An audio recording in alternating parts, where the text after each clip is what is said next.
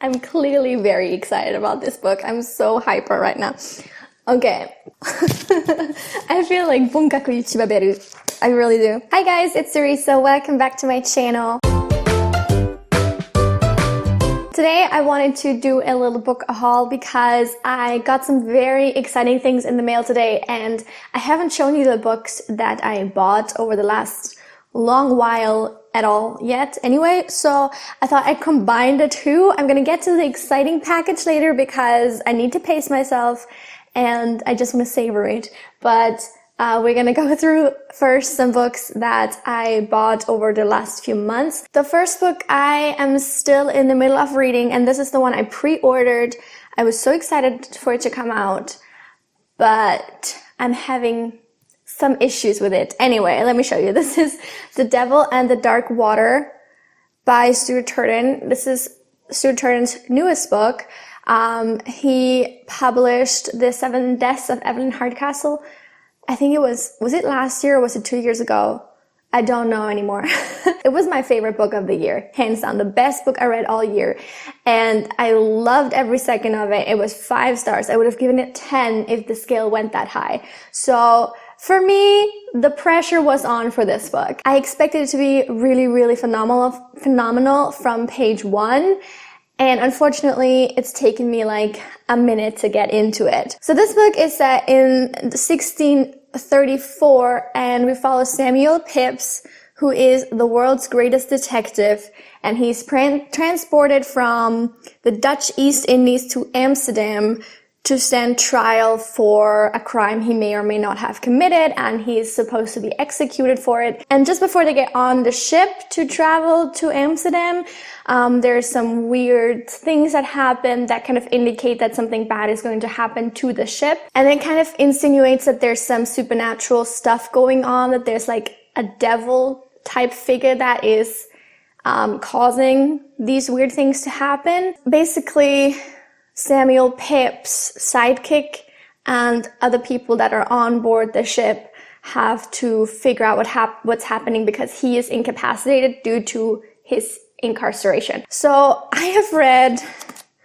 140 pages of this book, and I haven't felt like it really found its stride yet. It took me a while to kind of latch on to who the main character is supposed to be, because the book, the blurb kind of insinuates that it's Samuel Pepys, that like, because he's this great detective and this is a mystery book, that he's the one like solving these crimes and he's the central character of the story.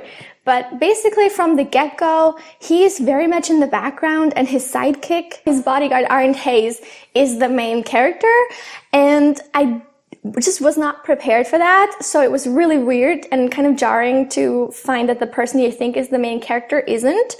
And then also it's just so slow. Like, we're 140 pages in and basically nothing has happened. And I also must say, I'm not a fan of supernatural mysteries. I don't like the idea that there's just like a devil that's causing the stuff to happen, like bad stuff to happen. Like, am I the only one who finds it completely uninteresting? Maybe it'll get better, but I'm finding it so slow for now. I'm really sad about that because I was so ready to love this book. I honestly had such high expectations for it, and probably that also is contributing to why I'm having a bit of a hard time with it now. The next book I already DNF'd, but I have it, I bought it, and so I'm gonna show you. It's The Honey Don't List by Christina Lauren. I ordered this book and then I wanted to send it back, but Amazon was like, no, just keep it. So I have it. I actually want to do like maybe a giveaway or something at some point of all the books that I tried to send back to Amazon that they wouldn't take back. Like, they sometimes give you refunds, but they say like, don't send it back because sending it back would be probably more expensive to them than just giving you the refund. Like, the value of the book does not exceed the cost of like shipping it back and handling and all that stuff. So they just let you keep it, which is weird. Like, it makes you feel weird. It makes you feel like you're stealing, effectively. And so I don't feel very comfortable like keeping these, especially since they're all books that I don't like. That's why I wanted to return them. So I'm thinking of like potentially doing something with these at some point. I think it would probably have to be like EU only or something like that, because otherwise shipping would be astronomical. But either way, let me know if you'd be interested in that kind of thing. And I would probably put this in that giveaway pile because I did not enjoy this. Anyway, let me get to what this was actually about. It's a contemporary romance. We follow this very famous like interior design power couple. They have like this company. They're very popular and rich, and they are fighting behind the scenes. Like they're presenting this very happy family, happy couple type of image to the outside, but actually they hate each other at this point. And they have assistants. Each of them has one assistant, a woman and a man. And they're basically running their lives for them and trying to prevent this issue between them from blowing up and like blowing up their careers. And then they fall in love or something. I don't know. I did not enjoy it. I didn't even get very far. I don't think this is my thing. So that's why I didn't like it. But I technically do have it, for now at least. Another book I bought that I'm in the middle of currently is Axios End by Lindsay Ellis. I only recently found out via the Goodreads awards. I don't really follow those, but I just randomly clicked through them and I saw that this was nominated, and I remembered that this was even published because I kind of forgotten about it. And I follow Lindsay Ellis on YouTube. I watch her videos not like regularly, but every now and again. I just, I don't know. I think she's a very intelligent person. She has a very analytical mind, and she just does these really well produced and well put together video essays that I genuinely enjoy listening to. So I wanted to give this book a try. And this is actually sci-fi. It's a first contact alien story. It follows a woman who is the daughter of like a whistleblower who's trying to expose to the world that the US government has already made contact with aliens. But this woman called Cora does actually not want to have anything to do with her dad. She has always had very bad experiences with him, and she's kind of struggling with this idea that the whole world like adores him as this whistleblower hero type person. And she just kind of has like very complicated feelings about it. And then she makes contact with those aliens and kind of becomes an interpreter between the aliens and the humans, kind of giving me Arrival vibes in that sense. I haven't gotten to that part yet, so I don't know if that's well written. But so far, I'm really enjoying it. I think it has a great pacing, and the story is just well written. Lindsay Ellis clearly knows her way around the English language, and I think it's a well-told story so far, and I'm really enjoying it. Next is a book I haven't heard that much about, but I wanted to give it a try, and that is A Carto Witch by Nnedi Okorafor. I've read Binti by Nnedi Okorafor last year, I think, and I really enjoyed it from a writing style perspective. I just thought it was too short, because it was a very short story, and I wanted so much more. So I'm hoping that a novel by this author is gonna deliver on all fronts. This book follows Sunny. She's West African and an albino, meaning she can't really go out into the sun because her skin is very sensitive and she feels like she doesn't fit in anywhere. And then she finds out though that she has magical powers, and she joins up with other magic students studying the visible and invisible, learning to change reality. And then they're asked by the magical authorities to help track down a career criminal who knows magic too. Will their training be enough to help them against a threat whose powers greatly outnumber theirs? It just sounds like a really fun teenage magical adventure story, and I'm very excited to read this. I know that the author knows how to write very well, and I'm very excited to check this one out. Again, let me know if you've read it before, what you thought. And the final book before we get to my exciting package is Anna K by Jenny Lee. I've reviewed this in my last review video, like kind of summer reading wrap-up video. This is a retelling of Anna Karenina with a Korean-American protagonist, and I think most of the cast is Korean-American. This book follows Anna. She's very rich and popular. She's basically at the top of the social hierarchy, and she has a lovely boyfriend who's kind of boring, but still. And then she meets Count Vronsky, who like turns her world upside down kind of thing. And yeah, it's inspired by Anna Karenina. I don't think it was that well done. I mean, I haven't read the original yet. You can hear some more of my thoughts in my wrap-up video, but that's basically the gist of this book. And now for the very exciting finale. I mean, maybe it's not as exciting for you, but it's very exciting for me. I've been waiting for this package for like 3 months now. So I'm very hyped that it's here. I can't really show you because somehow my address is on both sides of the package. I found this website like a while ago for ordering Japanese books. I ordered some mangas on there, like Conan mangas, way back, like 5 years ago. And you know, you're not supposed to probably buy things from that far away. It's very bad for the environment. So I bought like 5 things at once. Actually, I wanted to buy 6 books, but they canceled one of them, so now I have 5. But yes, I bought 5 Japanese books, and I am so in love with them. I'm gonna show you them individually. They are so freaking cool. I can't wait to read them. I'm genuinely so excited.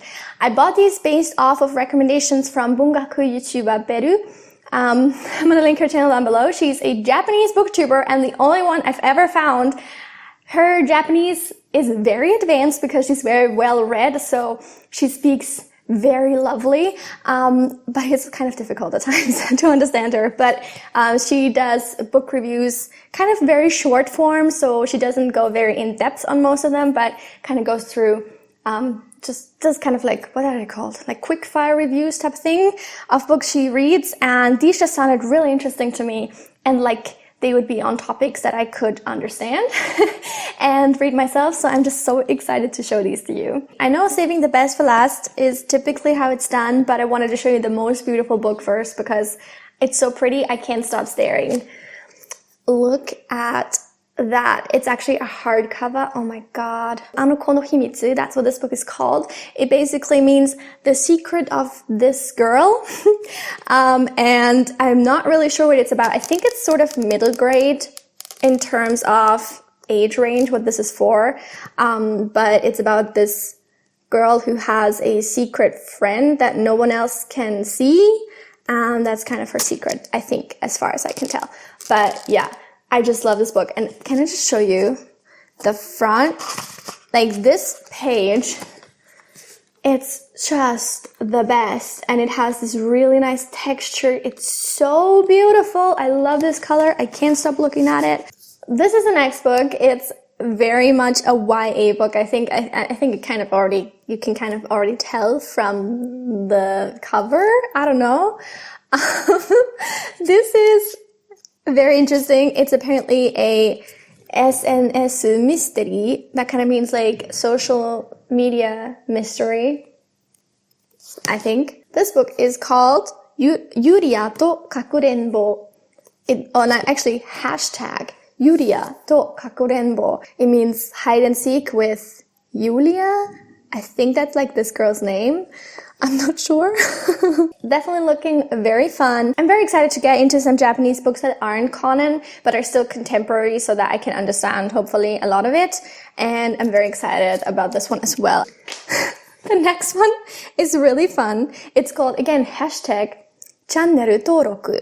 I think that's the title. Wait, there's so much stuff on the cover. And then it says, hashtag subscribe to my channel. Can you see that? So this is a YouTuber book. It follows a guy, I think, who feels very insecure and doesn't have a lot of self-confidence.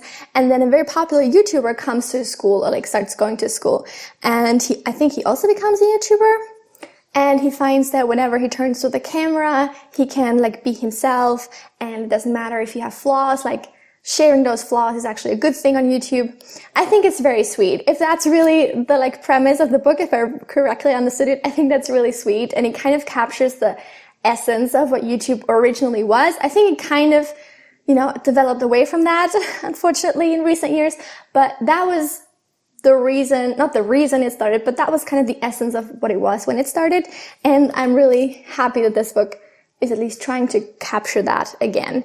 And I'm very excited to read this. Actually, it's called hashtag channel toroku shite kudasai. Please subscribe. I was going to translate into German. I don't know why. Please subscribe to my channel. Okay, there we go. The next book is Ushinawareru Monogatari, which basically means the story that was lost, I think. And let's just, you know, try and read the back, I guess. I don't know. 目覚めると私は闇の中にいた。交通事故により全身不の上音も視覚も五感のすべてを失 warete, utsubau. I don't know what that means. That's probably not how you read that. れていたのだ。残ったのは、右腕の皮膚感覚のみ。ピアニストの妻は、その腕を、何々に見立て、日々の相違を演奏で伝えることを思いつく。それは、何々の、何々、どなた私の唯一の救いとなるが、表題作のほか、calling、傷など、何々作、短編、語作とリリカルな傑作。僕の、パンツくん、書き下ろし、嘘かの二作を、something. I don't know. I don't know half those kanji. But what I can tell is that it is about, I think, a man, because he talks about his wife. A man who gets into a car accident, loses all of his senses, and he only can feel like the skin on his right forearm, I think. And so his wife is the pianist, and she like communicates with him by like playing music on his arm, pretending that his arm is a piano. It's gonna be interesting. It's definitely gonna be a challenge to read this, but I'm very excited to get to it. I feel like bunkaku ichibaberu. I really do. 本の読むことは現実に立ち向かう技術の術でしょ？本の読むことは現実に立ち向かう術の一つだよ。I'm clearly very excited about this book. I'm so hyper right now. Okay, this next one is called 読書嫌いのための図書室案内. Okay, it's actually translated to English right here. I'm not sure why. Library guide for non-readers. Very interesting as well. And very anime. Like the cover looks very anime. Oh my god, yes. So pretty. Look at that. Look at the colors and the light. Oh, I love it. It's about two high school students.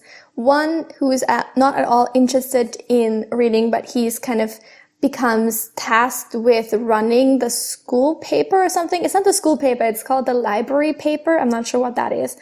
And then this girl who loves books. They kind of work together. That's it for my little book haul. I hope you enjoyed it. Let me know what you thought. I'm sorry I talked your ears off about these Japanese books, but I'm genuinely so excited about them, especially because they just also look so pretty. And yes, I'm a very visual person when it comes to books. I love books with pretty covers. I don't think that's a crime. And I'm more excited to read them. That's the truth. And I'm very excited to read these because they all look amazing and they also sound amazing. So I'm excited. Thank you so much for watching this video. Please subscribe to this channel and also to my language channel where, by the way, I recently reviewed a Japanese book in German. In case you missed that video, go and check it out. I hope to see you back very soon. Have a lovely week. Bye!